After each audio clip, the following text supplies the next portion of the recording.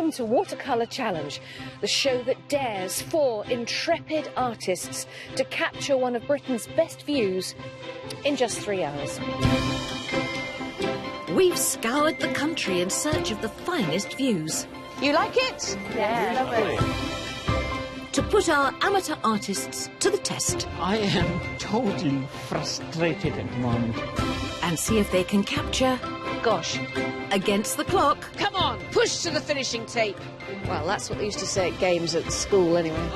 That special magic. Do you want your picture in a painting today? Is that a train? That makes Britain great. It's just a privilege to be here. Look at it. And all in wonderful watercolour. I think that looks pretty amazing.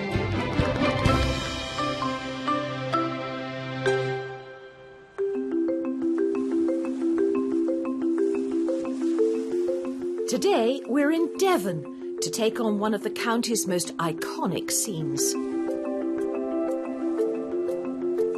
Plymouth Sound is acclaimed as one of the greatest natural harbours in the world.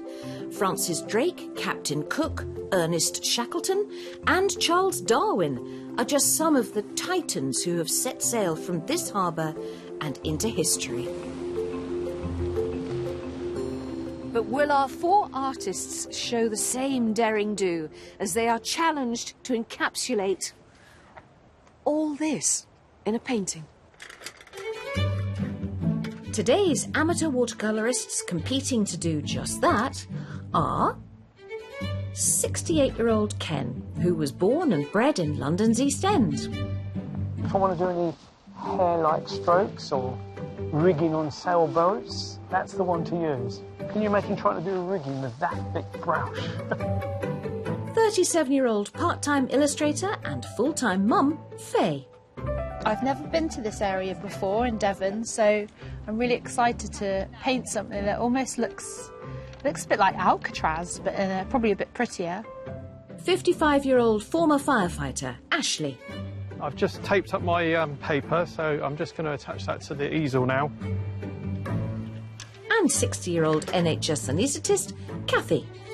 I hope the sun stays out and get some lovely shadows, but who knows? Judging the winner today is professional painter and art tutor Lisa Takahashi, our watercolour expert for the Devon region.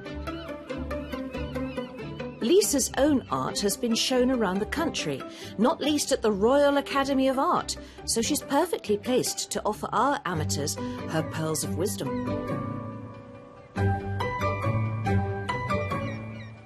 Welcome, everybody, to beautiful Plymouth Sound. America that way. What is your first impression of this?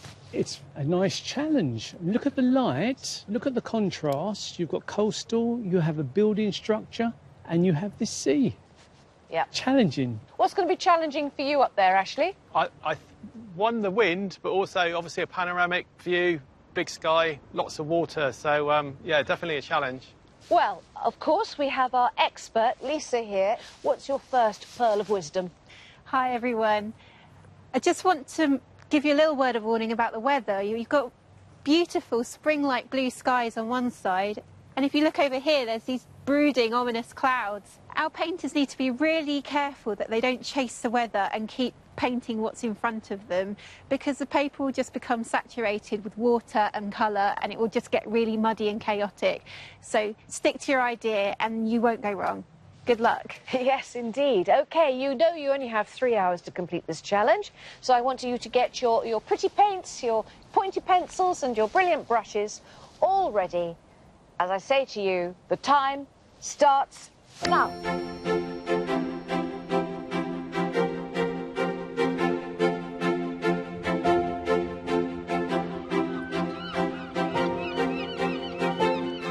From their elevated position on the spookily named Devil's Point, our artists have a view of almost the entire natural harbour, one of the largest in the world. So, choosing the focus of their composition couldn't be more important. And the challenge for me is always, where is the emphasis going to be? You know, what am I going to draw the viewer to look at? Will they choose historic Plymouth Hoe and its gaily coloured lighthouse? Or the brooding former fortress and prison, Drake's Island?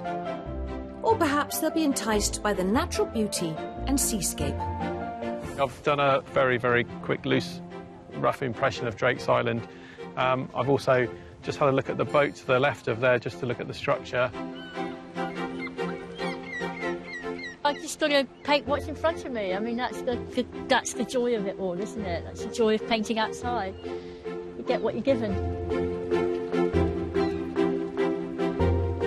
I think it's going to be all about the sky, to be honest, because of all the colour, the grey colour in the sky. So I'm looking forward to doing that.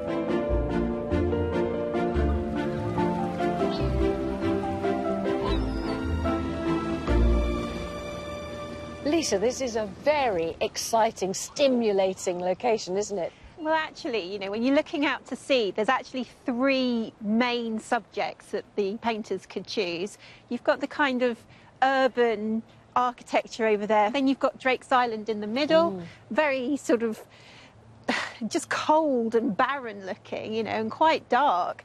And then over here, you have a really lush woodland. So, I mean, I think really our painters need to pick one of these 3 motifs. If I was setting you the challenge, where would you be going? It's really just a process of slowing down the act of looking. You look at the sky, it's got this beautiful serenity, and just as it meets the horizon, you get these lovely, milky, creamy, pale yellows.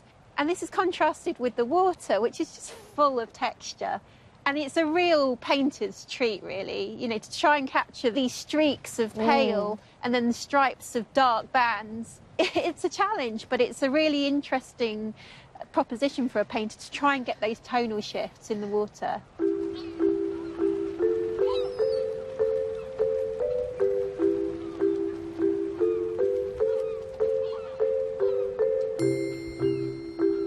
I'm just sketching in the land that's behind the island at the moment. I usually don't spend too much time doing the pencil work because I just quite like using the paintbrush to illustrate any details. So it's really just a rough guide. You go straight in, Ashley? Well, I'm actually doing some sketches first, just to try and think about where I'm going to put some things, think about the island. I'm not sure where I'm going to place that, obviously looking at the sky and the sea. How about you? You doing some? Yeah, I'm doing a tonal sketch when the sun comes out.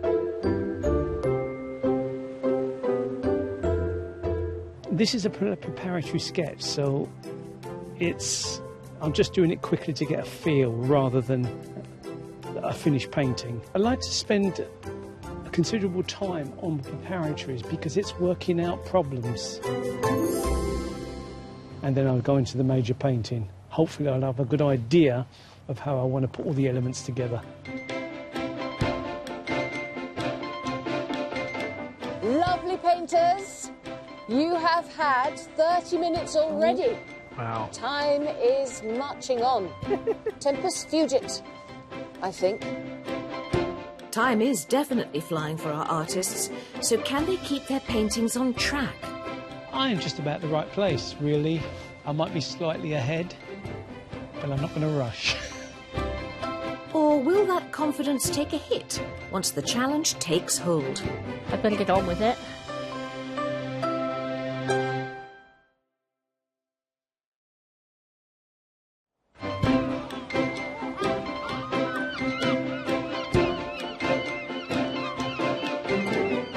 Welcome back to Devon, where our 4 watercolour artists are competing to paint the winning picture of this beautiful natural harbour, Plymouth Sound.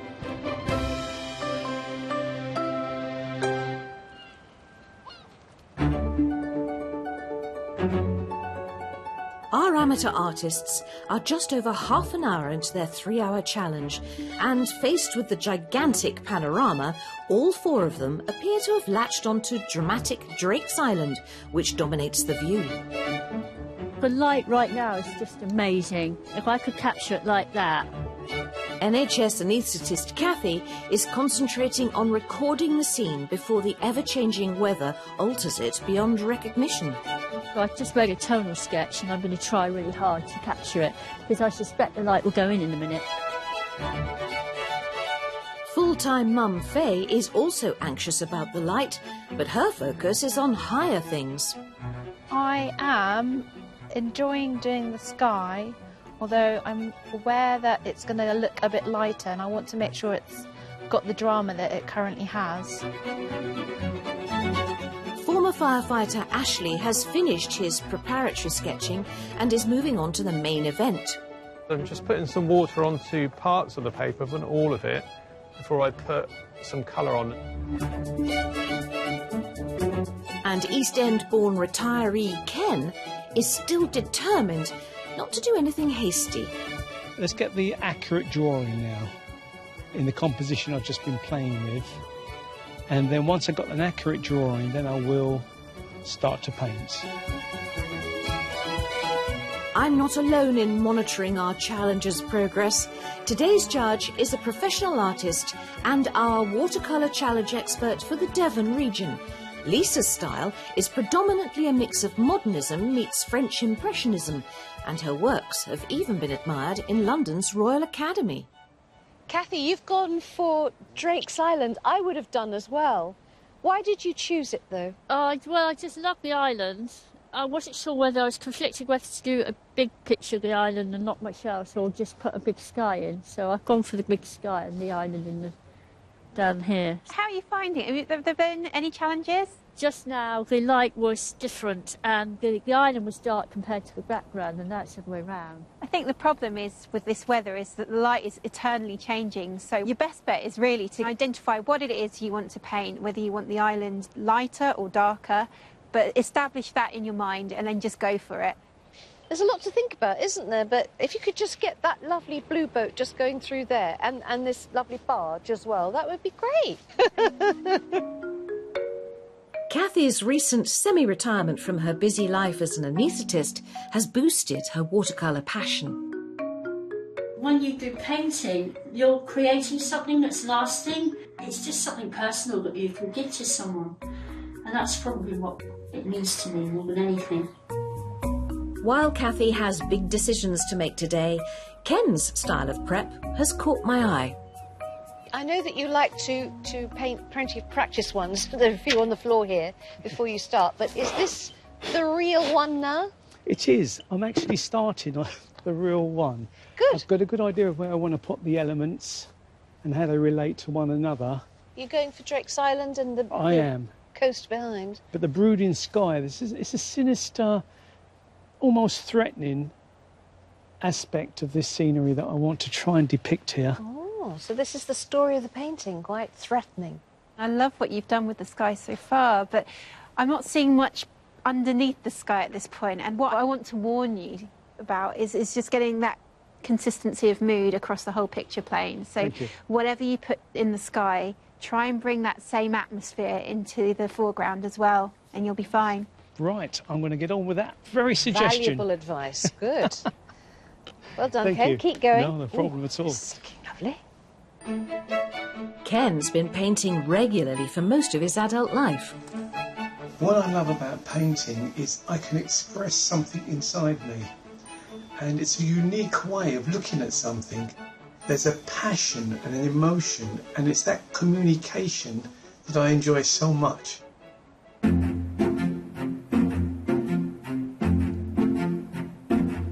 And to do just that when faced with big views, make an early decision about your focus, decide what story you want your painting to tell, and of course, speed dry your work.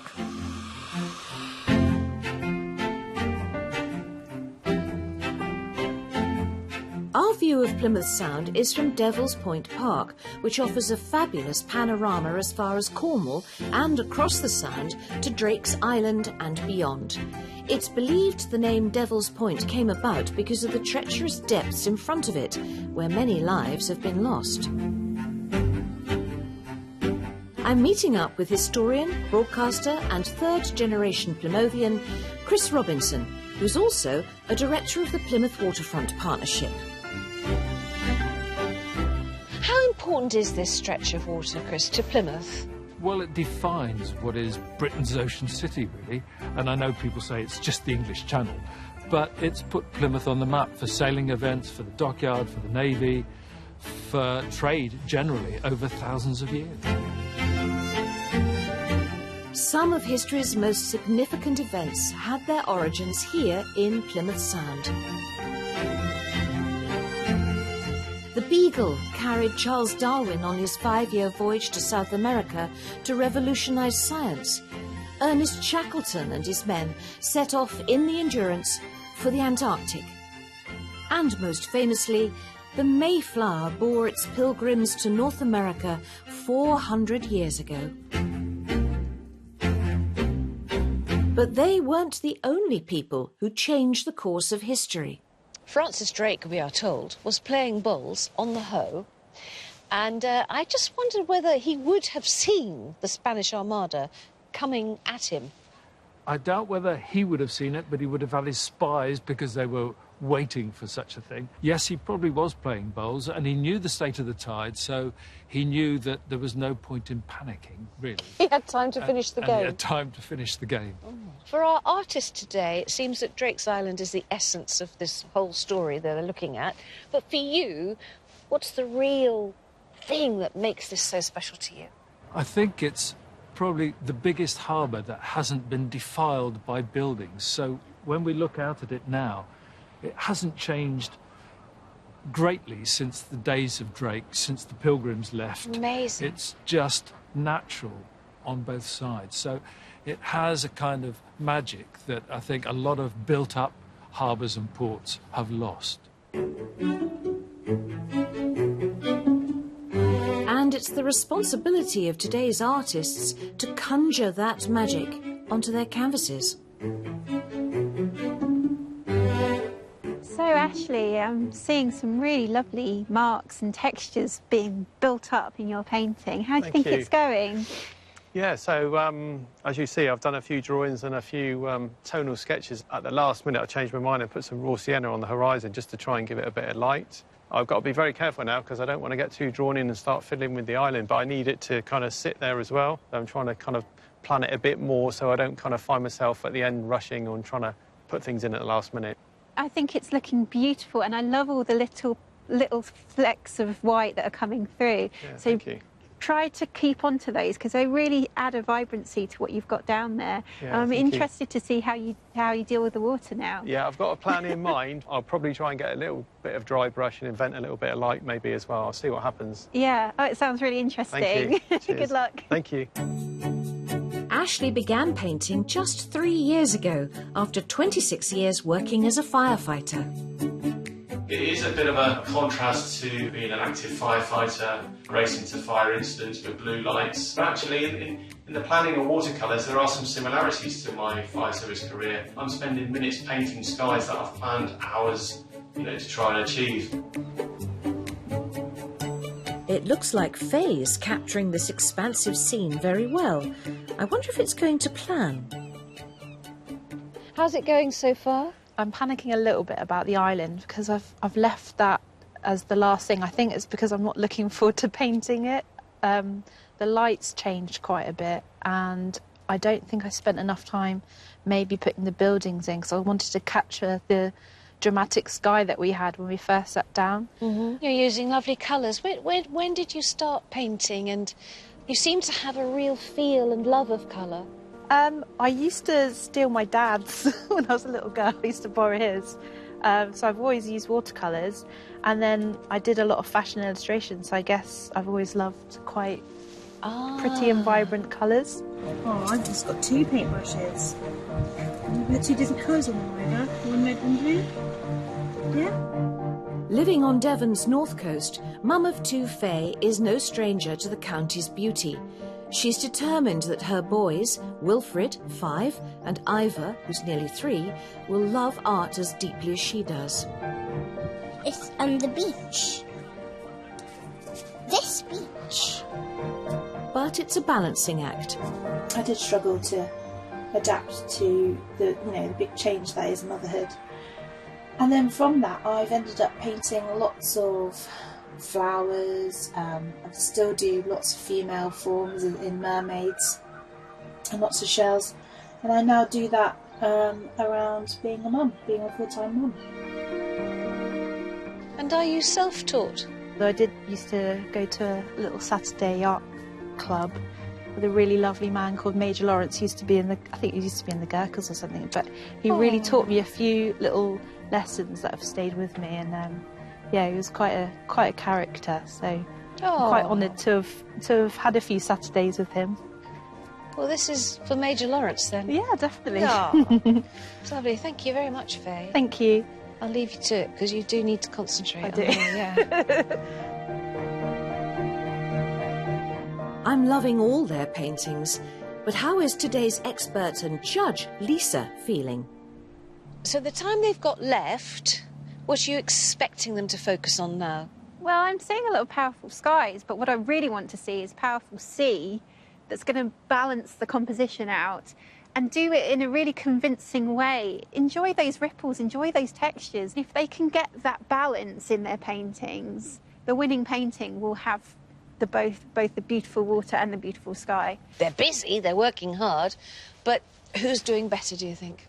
The ones that are doing better are treating the picture as a whole. So they've got their idea of the sky and the sea, and they're using one set of weather to paint the whole scene. There are other painters out there that are leaving a lot of the sea unpainted, so it's just the white of the paper. And the weather's changed so much. How will they know how it looks in relation to the sky that they've painted? I just don't know how those paintings are going to end up. So will knowing how far they are into the competition help focus our artists? Lovely painters, I have some bad news for you. You've had an hour and a half already. Wow. Or will the pressure start to take its toll? But the good news is, you still have an hour and a half. Well done. Thank you. Better get on with it. We've only got an hour and a half, so back to it.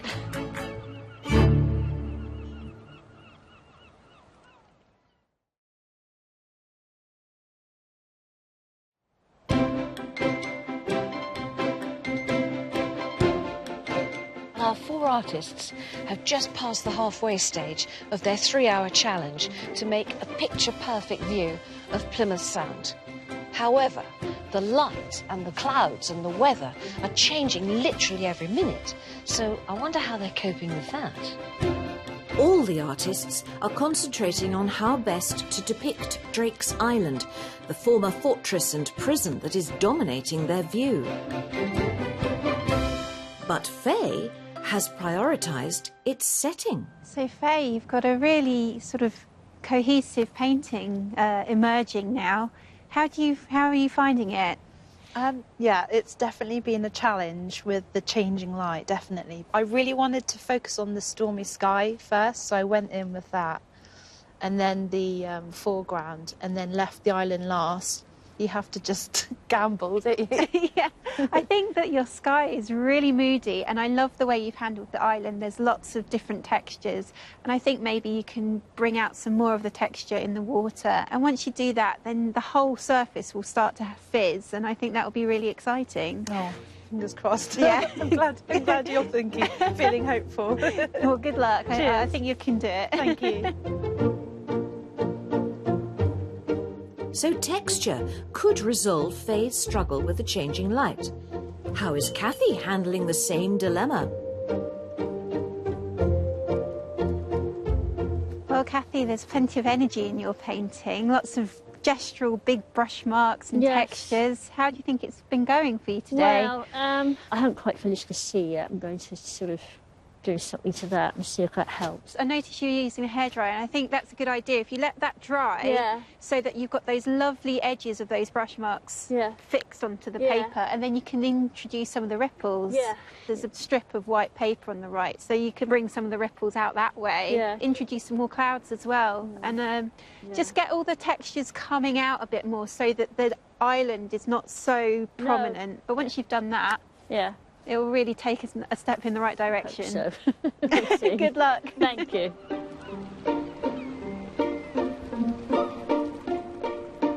Bespoke solutions for our artists.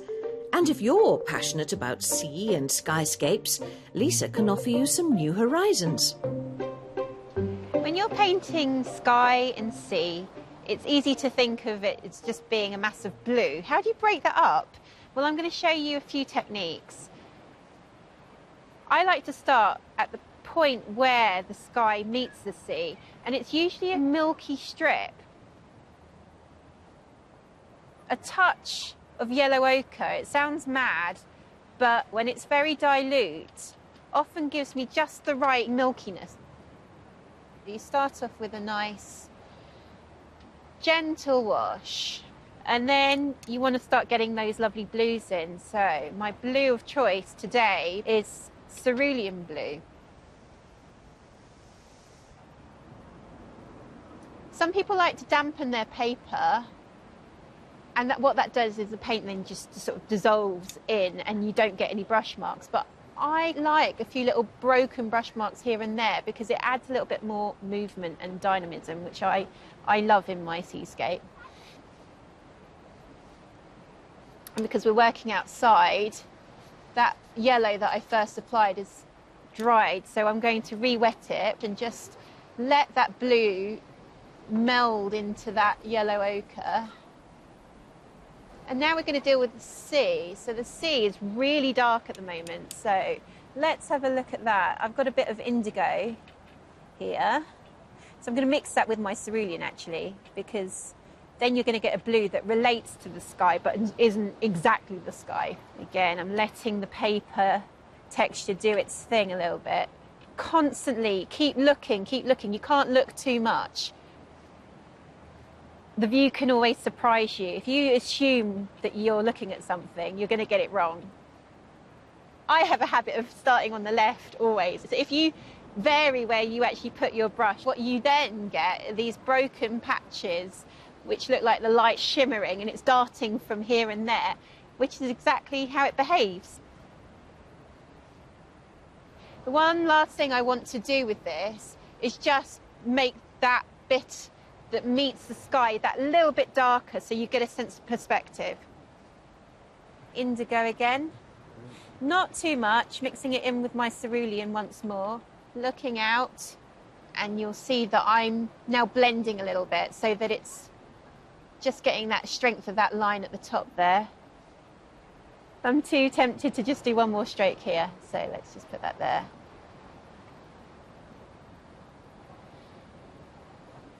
Okay, I'm happy with that, and that's my tip.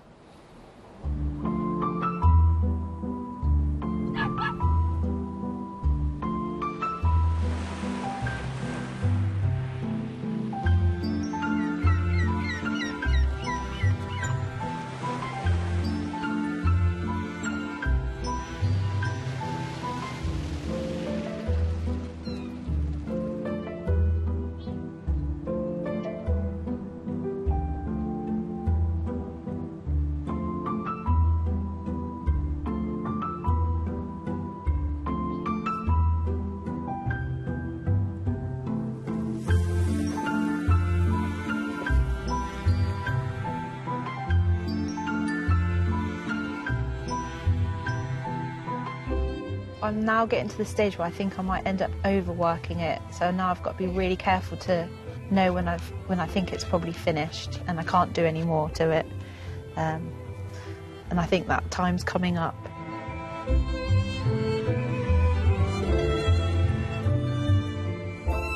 They're making pretty good progress, aren't they? But have they still got a lot to do in a small amount of time? I think these final stages are going to be absolutely crucial in formalising their ideas and their paintings. It's sink or swim moment, really, for them. So let's go through the top tier first. How's Ashley getting on? Ashley's doing really well. I really love these little pockets of white paper that sort of ping out in between these vibrant brush marks, and his palette is exquisite. He just needs a little bit more detail to get there. And how about Kathy on the right? Well, the sky that she's painted is so confident. It's got these huge sweeping brush marks, but then she's got a very, very detailed Drake's Island, and they don't seem to relate to one another. So she's going to have to either knock the island back a little bit or bring some of the details into the sky. And once she gets a sort of visual language that works across the picture, then she'll have a winning painting. And on the lower tier? there's Ken. How's he doing? The colour is gorgeous. It sort of merges into one another, and there's this lovely sense of atmosphere and warmth. It's got that lovely mood, but I'm not sure if it's this mood or not. So I wonder if he can bring it back to reality just a little bit. And Faye? Faye's painting is absolutely charming, and there's a beautiful Drake's Island, really lovely colours and broken brush marks, but then there's elements in there that are a little bit flatter, like the water and the land behind Drake's Island. So it's just about getting those flatter elements to become alive in the way that the sky and the island is at the moment.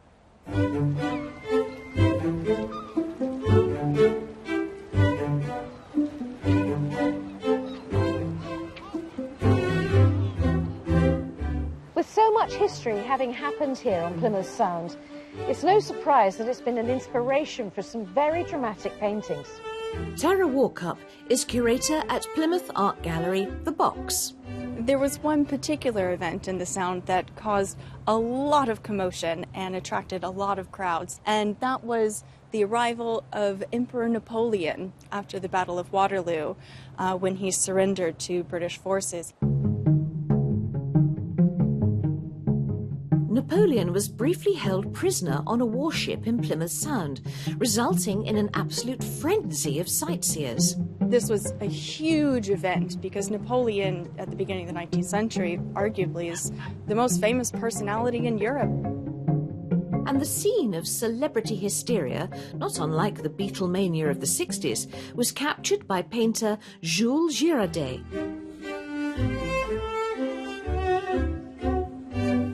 One of the things that he captured, you might expect it to be the famous emperor on the ship, but it was actually the crowds of people that he was most interested in. And in the foreground of the painting, you can see two boats that have just probably come a bit too close to one another, and two of the rowers of the boats are kind of in a little bit of a face-off with their oars, trying to push each other's boats aside. You have these very well-dressed ladies in these boats that are kind of leaping up in surprise, holding on to one another, asking each other to sit down so they don't literally rock the boat. One of my favorite things about it is the interest that the artist paid in capturing all of the detail of the women's clothing, beautifully ribboned hats and embroidered sashes on their gowns that they chose to wear out at sea.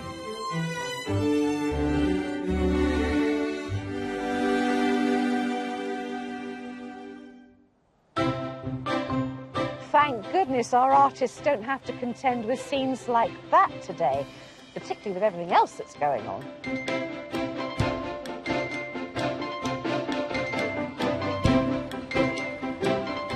This is strengthening the foreground so the picture is looking a bit more balanced.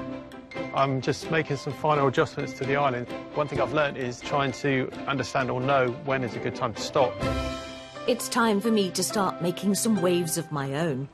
Dear painters, me again with a time check. You have only 30 minutes left. Will Faye or Kathy win their battles with the light and be crowned today's winner? I'm now getting to the stage where I think I might end up overworking it. 30 minutes. Or will energy and attention to detail bring Ashley or Ken out on top? Do I add more or do I refrain?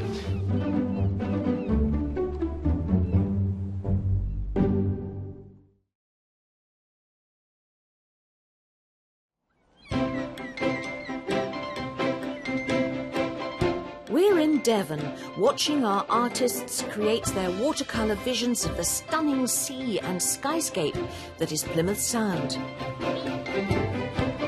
They're nearing the end of their 3-hour challenge, and pressure is building. Have you got anything left to do on yours? Are you done? Do you know I hate that question? Don't you? When is it finished?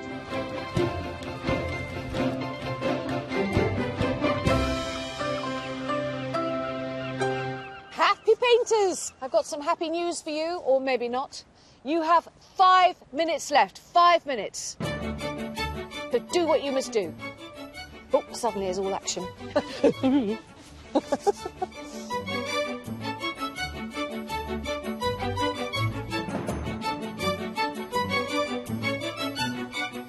Are you going to be finished there? Probably should have put my paintbrush down about 10 minutes ago. Yes, it's knowing when to stop, isn't it? It is. Last bit of texture and splats. I'm not sure what the technical term is for that. How are you doing over here, Ken? Texture and splats? Splashes, splats, yes. Oh, splashes and splats over here. Adding blushes? No, I think I'm near to it now. If I start fiddling any more, I think I may lose the spontaneity, if I had it in the first place. The clock is running down. Painting to the final minute. Painters, the last grains of sand are slipping through our fingers. You have 10 seconds left. 9, 8, 7, 6, 5, 4, 3, 2, 1. Stop painting, brushes down, step away from your paintings, and well done! Way! Okay.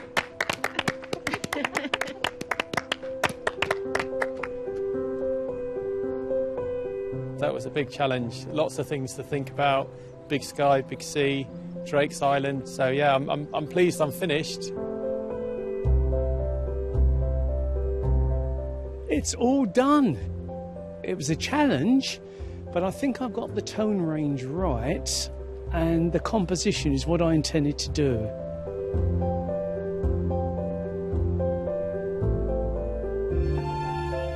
It was such a challenge with the changing light, and if you're trying to get stuff in the foreground and stuff in the background and things to sort of stand out a bit more, you need to get the light right. So because that changed, it was a bit tricky, so fingers crossed.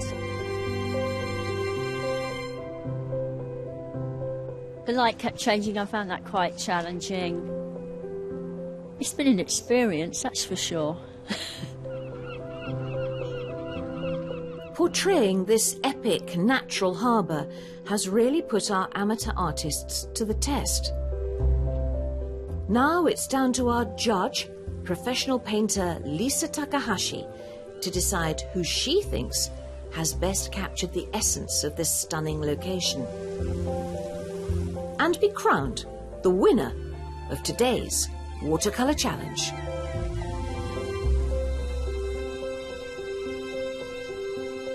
I love what Faye has done here.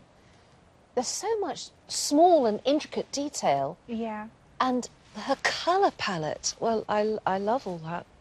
What do you think? Well, I think it's charming. What she's done is she's brought the foreground up a little bit, so you've got less water than what you can actually see in reality, which she's obviously done because she wanted to paint the foreground. But what she hasn't done has got the dynamic ripples in the water, which means that the whole of the water area is a little bit flat for my liking. I just wish she could have put a few more marks in there, and then it would have really, really fizzed. You're a tough cookie. Eh? It's not easy. It's not easy. Ken's energetic canvas is up next. Ken's exuberance is coming out of there, but is it the island? Well, this is what I'm worried about too. I love his handling of the paint and the way that it's kind of messy, but it somehow evokes and brings out this sense of atmosphere. But I just feel like everything's treated in exactly the same way. I just wish he'd got a bit more definition in there somewhere, a little bit of detail. That would have really, really made a strong painting. But still beautiful. A great effort, great effort, yeah. Oh, look. Now, that's interesting. At the very beginning, Kathy thought that that was a kind of mystical, magical island, didn't she? And it looks like a fairy tale. Yes, it really does. But I feel like that island is just popping out just a little bit too much. It almost looks like an etching or some kind of print, but the background is very, very painterly and actually really confident. And I love the little birds that she's put in. And she's actually avoided being twee, which is actually very clever of her. But I just really wish that she'd knocked that island back a little bit to make sense of the whole picture. And here is Ashley's. Goodness. Interesting. I think he's got a really nice balance between washy, splodgy paint that kind of bleeds out into the paper and structure. You've got some really nice detail in that island. But if he'd brought some little ripples out in the foreground, it just would have given the whole picture a little bit more depth. Yes, well, I think it's lovely. You've got to do some judging now. Yes. So well, go off and have a think. Not much more decision making to do because I think it's all in my head already. Wow, okay. Make sure it's the right one. No pressure. Will today's winner be Ashley's structurally balanced painting? Or Faye, who introduced foreground into her picture and focused on detail to bring it to life? Kathy concentrated on Drake's Island and a seascape that stretched into infinity. Or will Ken's colour, energy and confident evoking of mood bring him out on top? Well done, everybody. You've done so well in a difficult day. Cold, the sun's going down, but it's been fabulous. I've really enjoyed today. But who has won today's watercolour challenge? Over to you, Lisa. I just want to stress it was a really close run thing today. You've all painted fantastically well, and it was really hard to choose a winner.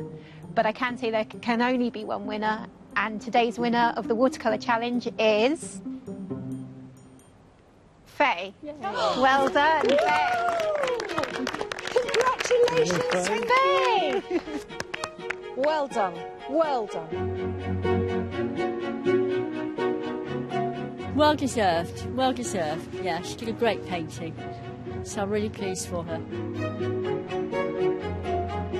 We all painted, you know, as well as we could do with the conditions that we had. So obviously Faye's painting stood out. So yeah, she did well. I've still got the experience of evaluating my own work and how I can better it, so it's a win-win as far as I'm concerned. But I'm really pleased for Faye. It's lovely.